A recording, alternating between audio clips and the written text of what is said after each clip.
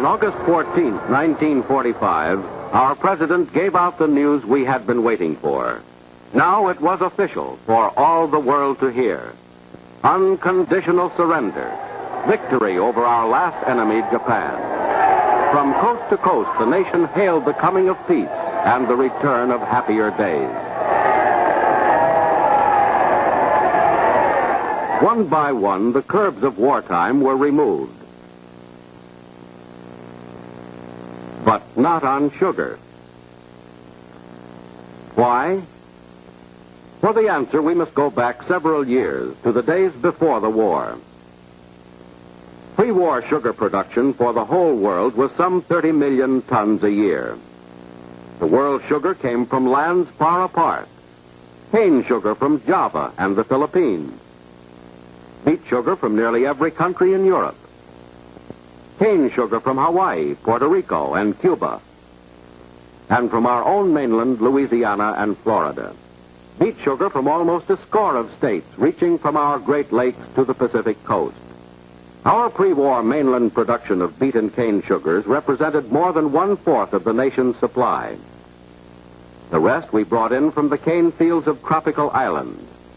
Almost 1 million tons a year from the Philippines. About the same from Hawaii. Nearly 1 million tons from Puerto Rico. And from our largest source, Cuba, over 2 million tons. Our domestic beet sugar production has normally averaged more than 1.5 million tons a year. The sugar beet needs the cool climate of temperate zones for proper growth. The sugar stored in its long white root is identical in all respects with the cane sugar of tropical and semi-tropical climates. We had plenty of sugar until December 7th, 1941, when Japanese treachery plunged us into worldwide war.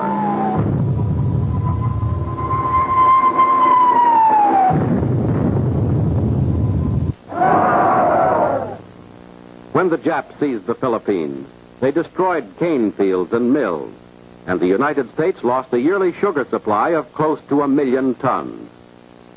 When Java fell, the world lost another 1.5 million tons a year. Across the world, with most of Europe, including Russia's rich Ukraine, under the Nazi heel, wartime shortages of manpower, machinery, fuel, and fertilizer all but halted production of the sugar beet. The global war cut off nearly half of the world's sugar. We were not fighting the war alone. Our allies had to share with us the world's remaining sugar. Of this available supply, the United States was receiving the lion's share. Here is sugar from Cuba. Raw sugar ready for refining. It looks like a lot. Yet, although Cuba doubled her contribution to our supply during the war, it's less than we hoped it would be. For drought in Cuba and Puerto Rico in the last year of war cut deeply into the harvest. From a smaller total supply, our sugar industry has had to meet demands greater than ever before. For in wartime, this worldwide commodity became a worldwide problem. Wartime demands brought a challenge to the scientist. He proved that sugar could be used in the manufacture of synthetic tires and other parts of this bomber. Its wing coating, radar equipment, and the plastics on the instrument panel.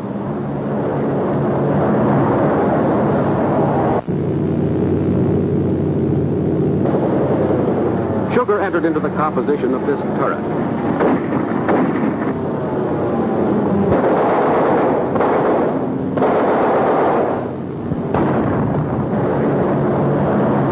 And sugar's most important byproduct, molasses, went into the production of the industrial alcohol used in the manufacture of these bombs.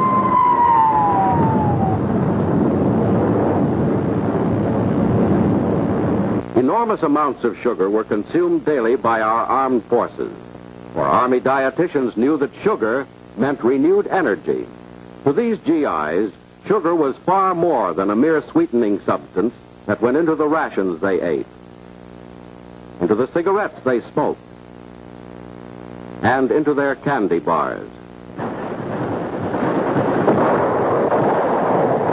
To these men, sugar wasn't just something to put into a cup of coffee. To them, products derived from sugar often meant the difference between life and death.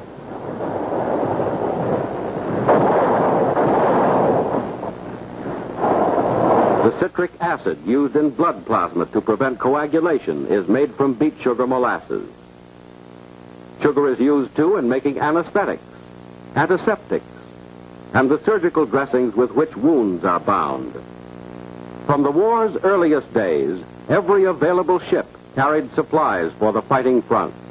The Nazi U-boats, with the sinking of untold tonnage in our merchant marine, almost cut our lifeline to war-ravaged Europe.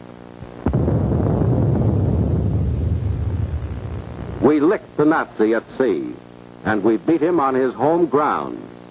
But victory in Europe did not solve our sugar shortage, for VE Day marked only half the job. And liberation of Europe's hungry peoples actually increased the demand on world short supplies. The nation now faced west. The railroads carried the greatest load in their history.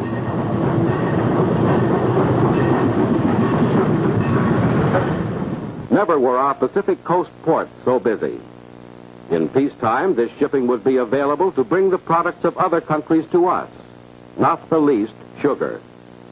But our sugar must wait.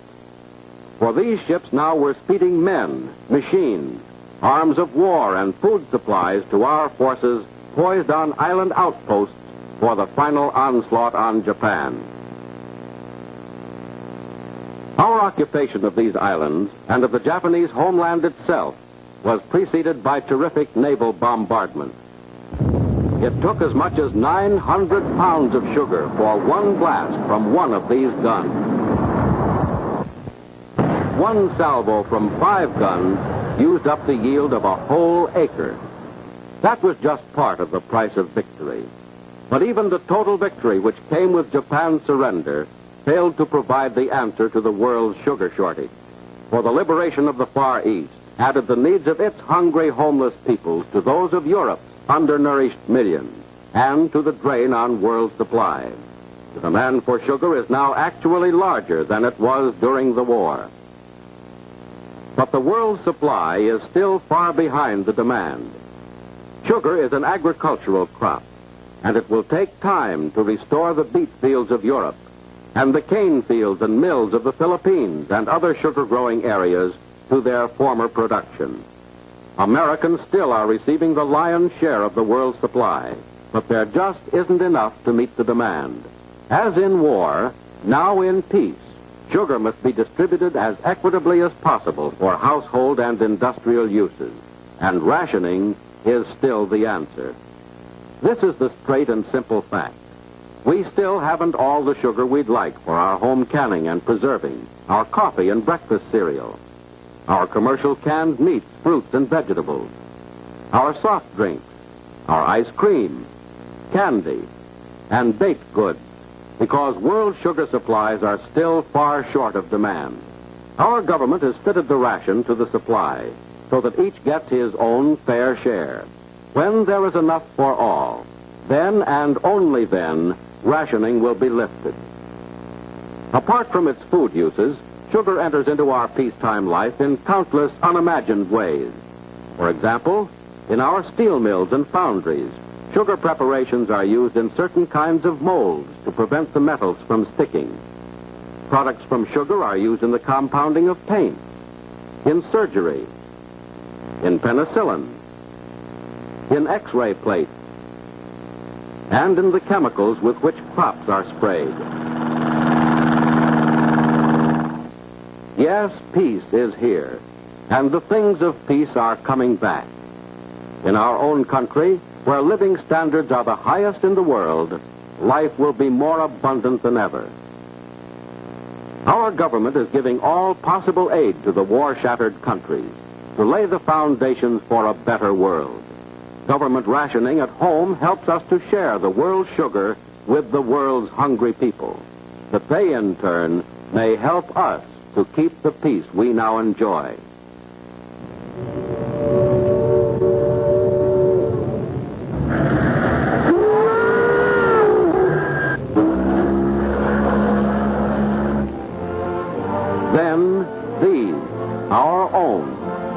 fought for that peace will not have sacrificed in vain.